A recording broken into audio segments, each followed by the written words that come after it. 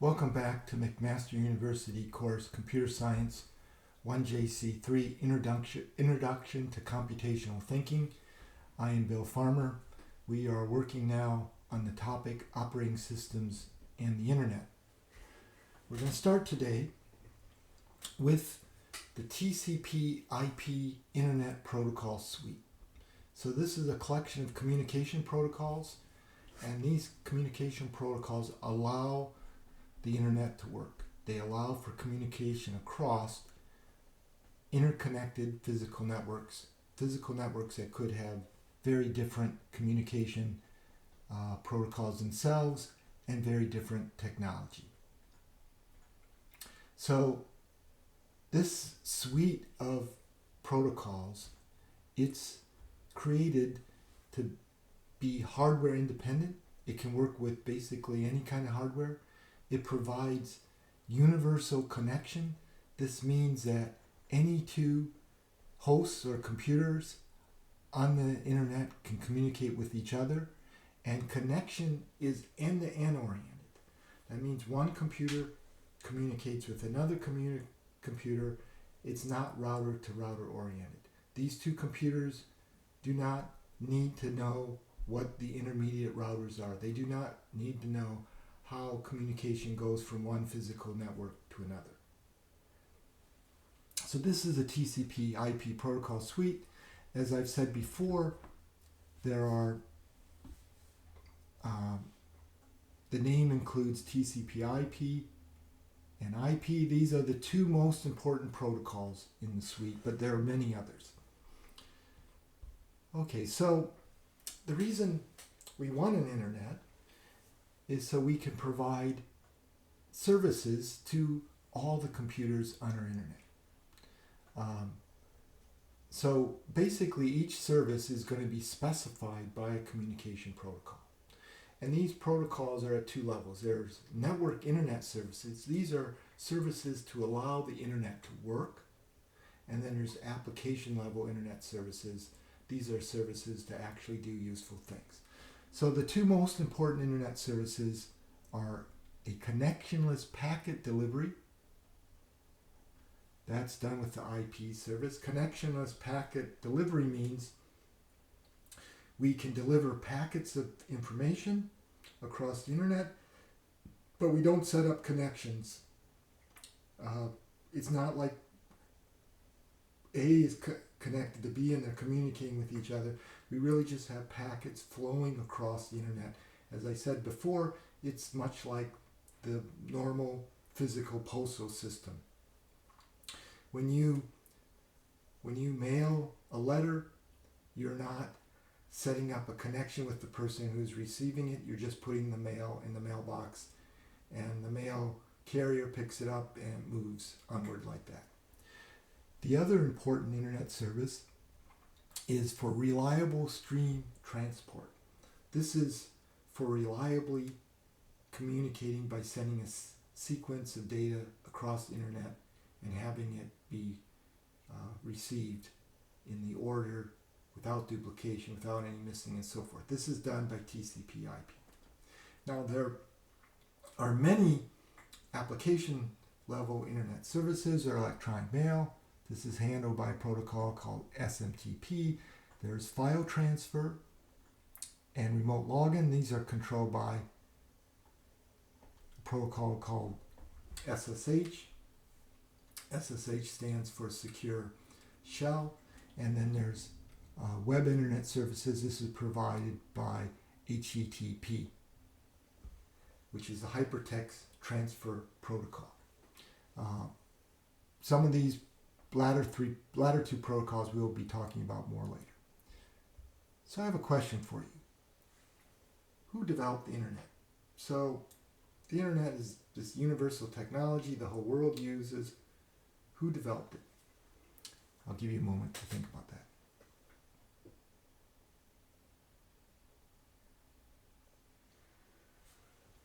Okay, well, welcome back. The internet was developed by the U.S. military and U.S. research universities working together. the U.S. military wanted to be able to have its military bases communicate effectively, and research universities wanted to be able to have their universities communicate together. So in partnership, these two groups developed the internet and the ideas behind it. And the internet started as something called the ARPANET. So the internet research was funded by the U.S. Defense Department's Advanced Research Projects Agency, which is called ARPA. Sometimes it has also been called DARPA. So they started funding research on internet technology in the 1970s. This led to the creation of the ARPANET, which connected U.S. military bases and U.S. Research universities. And eventually this grew into the internet. And the protocol suite, TCPIP, was the way of controlling how communication was done on the internet. And so the internet started about 1980. The ARPANET was its backbone, and at first it was used mainly by the U.S. military and communication, used for U.S. military communication and for university research communication. As a result, some of the legacy of the internet can be traced back to the fact that the first users were military people and research people. We'll talk more about that later. So the TCP/IP internet scheme is a layering model. We have these 5 layers: the hardware layer, the network interface layer, the internet layer, the transfer layer, and the application layer. The application layer is the layer in which we write applications that do useful things, like email, for instance, or logging into machines across the internet, and so forth. The hardware layer is concerned with physical networks. So in the hardware layer, information is transmitted using communication signals. These can be electronic signals, or let's say for Wi-Fi, microwaves. The next layer is the network interface layer.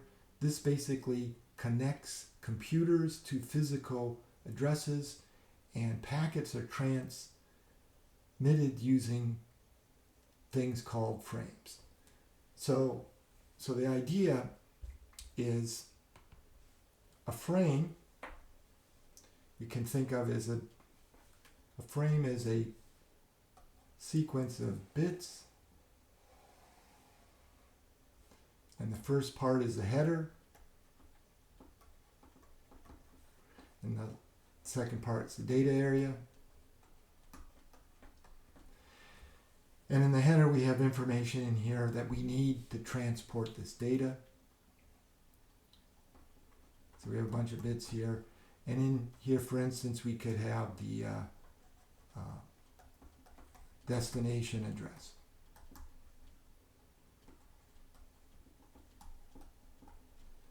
I should say destination and source addresses, for instance, in the header. And then the data is what we're going to transfer. So we have the sequence of bits. This is called a frame. And then this has to be converted. So we have a computer here. We have our physical network here. And this is computer A, computer B. And sitting right in computer A is this frame. We want to get this frame to B. How do we do that? Well, this frame is going to be, or I should say, we have this sequence. We have this sequence of data. We're going to connect it to a frame, and that frame is put.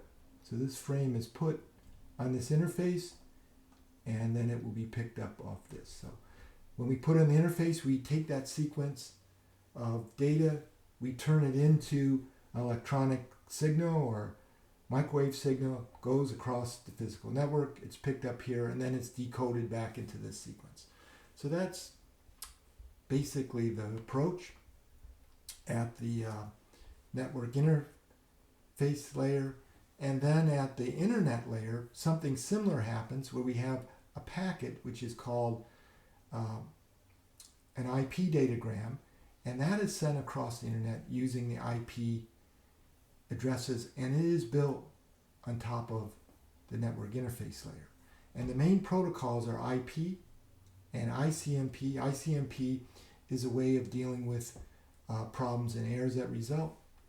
The transport layer transmits packets called TCP segments or UDP datagrams. There's two types, TCP or UDP datagrams, and they use TCP and UDP ports for addressing, and the main protocols are TCP and UDP.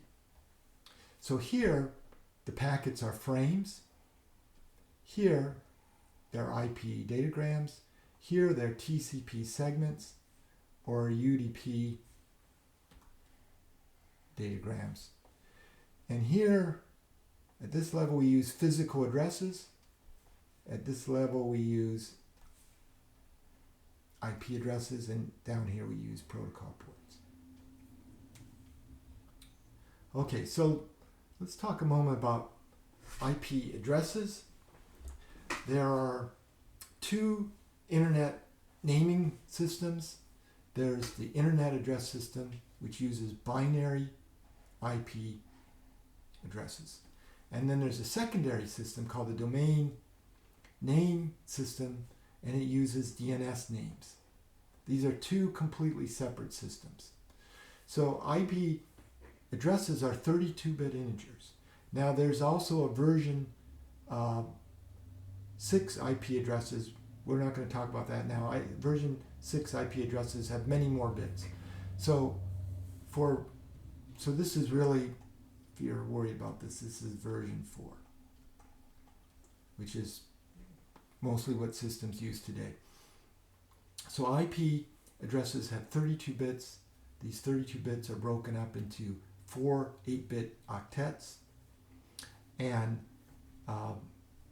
they're represented by 4 integers in base 10 or in base 2. So in base 2 it will look like this. In base 10 it will look like this. So these are what IP addresses look like. Now DNS names they look like the DNS name for one of my computers is Hygelac.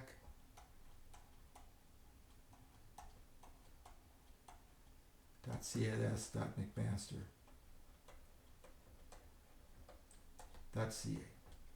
So this is a DNS name,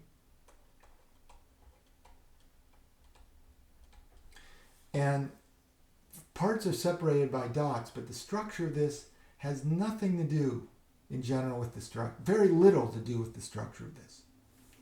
So keep that in mind. We'll talk about DNS names later. Now, these IP addresses are attached to, well, I don't think I have a picture of this. Remember, we have a physical network and we have computers attached to it. The IP address is going to be attached right here. So this is the IP address. It's attached to the network interface. So that means if a computer had more than one network interface, it could have more than one IP address attached to it. Okay, so let's talk about the most important protocol of the TCP/IP protocol suite. It really should be called the IP TCP protocol suite because this is the most important protocol. This is the protocol that provides connectionless packet delivery service between internet hosts. And so it's connectionless in the sense that packets just bounce across a sea of computers. It's not determined how they're going to actually get from A to B. The protocol uses a best effort delivery.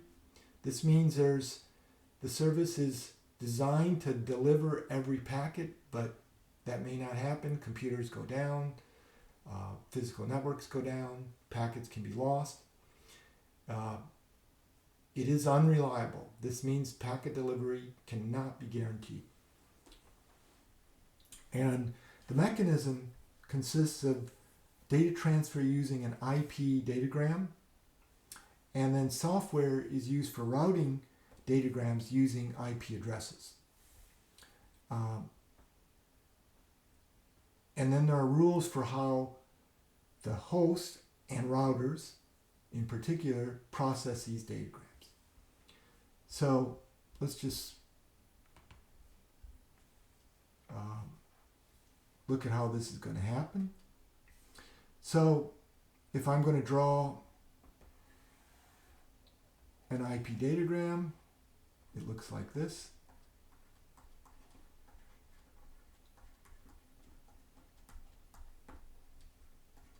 It has a header, and then it has data area. Now, in this header, we have, I'll say, the source,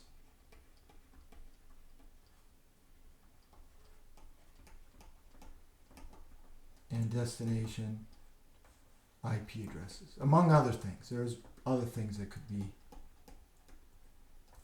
in the header. And so if we're going to send this across the internet, let's say we're on, and this is connected to our physical network, and then we have a router here.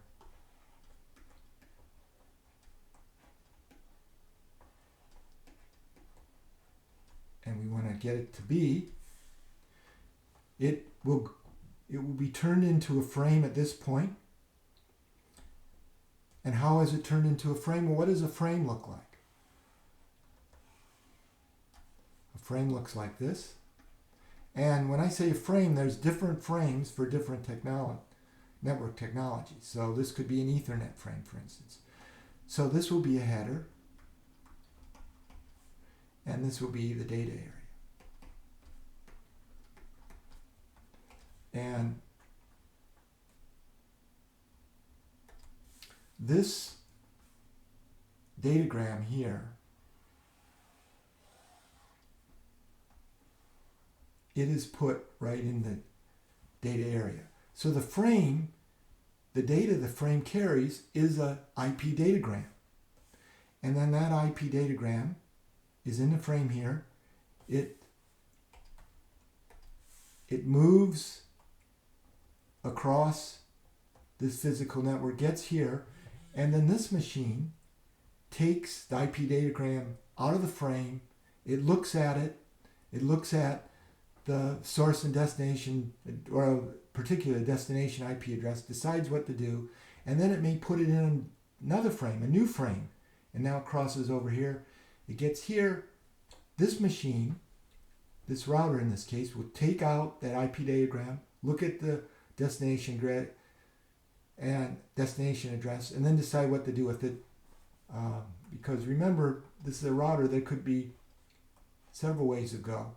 And then it will send it over here. It will be in a new frame. It crosses here. It gets here. That machine will take the IP datagram out of the frame, and it will realize its destination is right here, this network interface. So that's basically how things work. And notice that the IP datagram is the same ID datagram all the way across the network, but we're using different frames for each physical network to hold it. So you can think in a sense that these physical networks are oceans, and we have something, we have a big box we're transferring. When we get here, we put it in a boat, goes across the ocean, we take it out. Then we put it on another boat, go across this ocean, we take it out, and so forth. Okay, so that's how this protocol is working. The key thing is delivery is going to depend on the IP addresses that are being used, and each router, if we go back here and look at the routers, these routers, they have to decide how to route the IP datagram so it gets to be.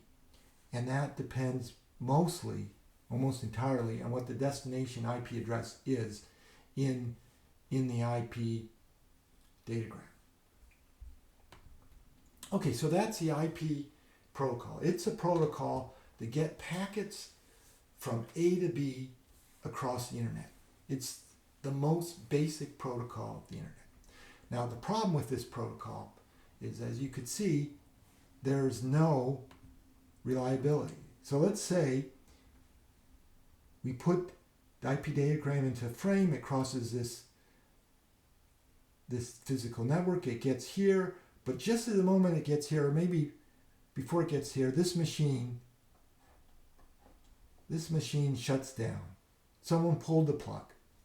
And what happens is that IP datagram is lost. It will never get to P. It no longer exists. So the IP protocol is not reliable. But that is not a problem, because we can build on top of this layer a new layer where we have reliability. And this new layer is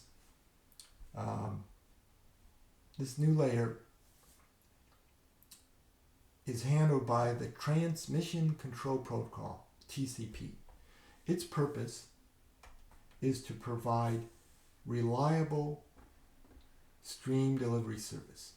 So a stream is basically, you can think of it as a sequence of bits, but normally when we think of a stream, we think of a sequence that has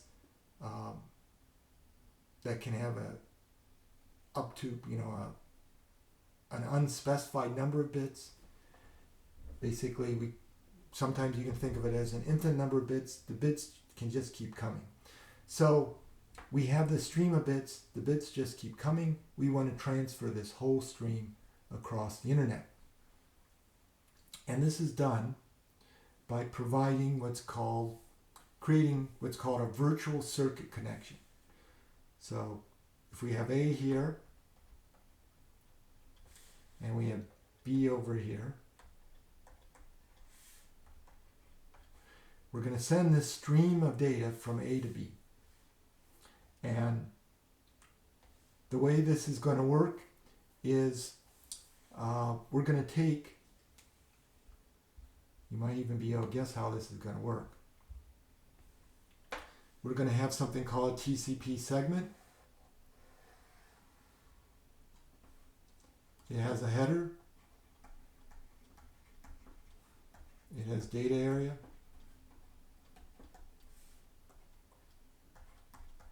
This is going to be a piece of our data stream. And in here, we're going to have the way we're going to determine deliveries. We're going to have here source and destination protocol ports.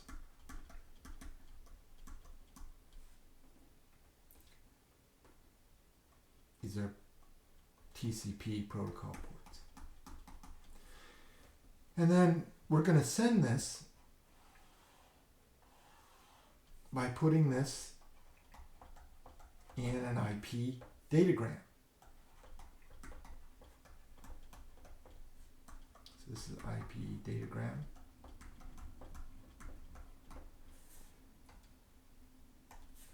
So we're going to take this whole thing and we're going to put it in the data area. So this is completely analogous to how we put an IP datagram in the data area of a physical network frame.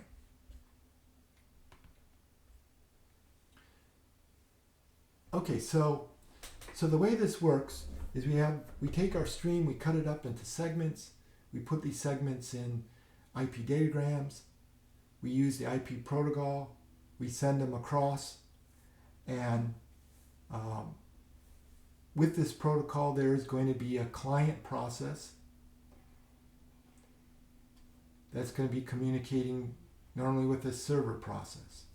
So the client process is going to be asking for service from the server process, and the server process is going to provide that. And how do we get reliability? We get reliability using acknowledgement and retransmission. So the way this works is that when we have one of these TCP segments and we put it in an IP datagram and send it off, we start a counter. And that counter,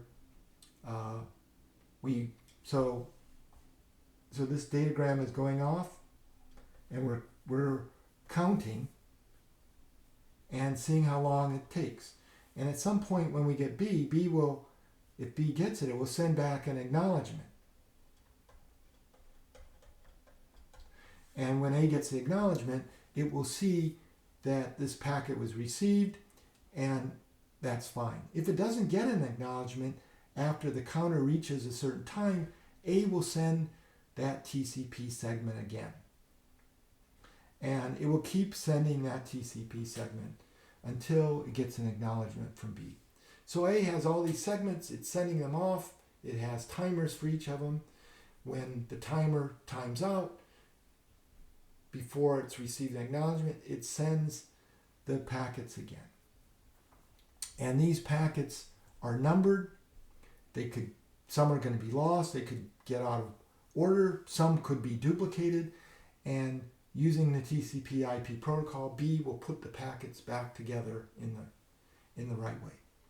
And this is a complicated protocol because they give you an example. Let's say someplace in the middle